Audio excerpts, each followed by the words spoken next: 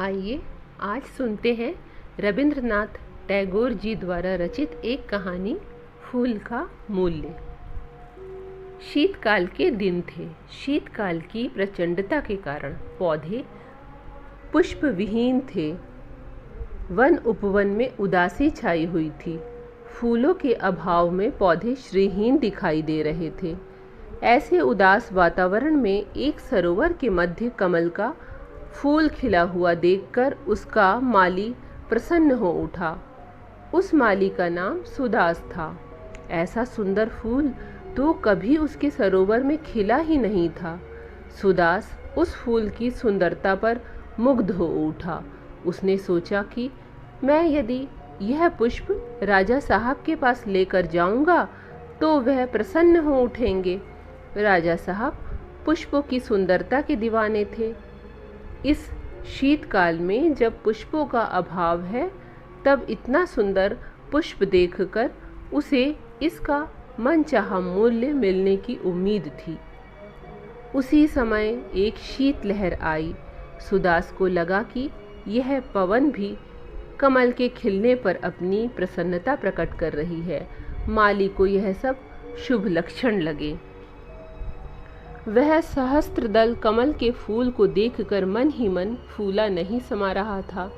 वह उस फूल को लेकर राजमहल की ओर चल पड़ा। वह मनचाहे पुरस्कार की कामना में डूबा हुआ था। राजमहल पहुंचकर उसने राजा को समाचार भिजवाया। वह विचारमग्न था कि अभी उसे राजा बुलाएंगे। राजा इस सुंदर पुष्प को देखकर अत्यंत प्रसन्न हो उठेंगे। अच्छे मूल्य की अभिलाषा में वह यत्न पूर्वक उस पुष्प को पकड़े हुए उसे प्रेम पूर्वक निहार रहा था। राजमहल के बाहर खड़ा वह राजा द्वारा बुलाए जाने की प्रतीक्षा कर ही रहा था कि तभी राजपथ पर जाता हुआ एक सभ्य पुरुष कमल के फूल की सुंदरता पर मुग्ध होकर सुदास के पास आकर पूछने लगा, फूल बेचोगे? मैं तो यह फूल राजा जी के चरणों में अर्पित करना चाहता हूँ। सुदास यह उत्तर देकर चुप हो गया। तुम यह फूल राजा जी को देना चाहते हो, किंतु मैं तो यह फूल राजाओं के भी राजा जी के चरणों में अर्पित करना चाहता हूँ। भगवान तथागत यहाँ पधारे हैं। बोलो, तुम इसका क्या दाम लेना चाहते हो? मैं चाहता हूँ कि मुझे इसके बदले एक माशा स्वर्ण मिल जाए। उस पुरुष ने तत्काल यह मूल्य स्वीकार कर लिया। तभी शहनाइयाँ बज उठीं, मंगल वाद्य बज उठे। सुंदर थाल सजाए हुए सुंदर युवतियों का झुंड उधर ही से चला आ रहा था। राजा प्रसेनजीत पैदल ही भगवान बुद्ध के दर्शनों के लिए जा रहे थे। नगर के बाहरी भाग में वे विराजमान थे। सुदास के पास कमल का फूल देखकर वे प्रसन्न हो उठे। इस प्रचंड शीत में फूल कहीं ढूंढने से भी नहीं मिल रहे थे। ऐसे में इतने सुंदर पुष्प को देखकर उनका मोहित होना स्वाभाविक ही था। उनकी पूजा की थाली में पुष्प की ही कमी थी। राजा जी ने सुदास से पूछा, इस फूल का क्या मूल्य लोगे? सुदास बोला, महाराज, फूल तो यह सज्जन ले चुके हैं। कितने में? एक माशा स्वर्ण में। मैं तुम्हें इस पुष्प के बदले 10 माशा स्वर्ण दूंगा। राजा जी की वंदना करके उन सज्जन ने कहा, सुदास, मेरी तरफ से 20 माशे स्वर्ण ले लो।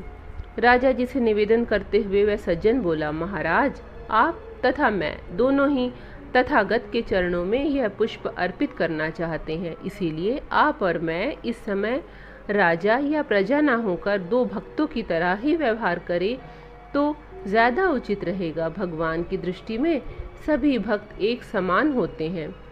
मधुर वाणी में राजा प्रसेनजीत ने कहा, भक्तजन, मैं आपकी बात सुनकर प्रसन्न हुआ। आप इस पुष्प के लिए 20 माशा दे रहे हैं तो मैं इसका मूल्य 40 माशा स्वर्ण देने के लिए तैयार हूँ। तो मेरे भक्त के वाक्य पूरा करने से पहले ही सुदास बोल पड़ा, हे राजन एवं भक्तजन, आप दोनों ही मुझे क्षमा करें। मुझे यह पुष्प नहीं बेचना है। इतना कहकर वह वहाँ से चल पड़ा। वे दोनों आश्चर्यपूर्वक उसे देखते रह गए। सुदास पुष्प लेकर गौतम बुद्ध के स्थान की ओर चल पड़ा। वह सोच रहा था कि जिस बुद्ध देव को देने के लिए यह दोनों इस पुष्प की इतनी कीमत देने को तैयार हैं, यदि मैं स्वयं ही उन्हें यह पुष्प अर्पित करूं तो मुझे और अधिक धन की प्राप्ति होगी। वह महात्मा बुद्ध के स्थान की ओर चल पड़ा। उसने देखा कि एक वट वृक्ष के नीचे महात्मा बुद्ध ध्यान मग्न पद्मासन अवस्था में बैठे थे।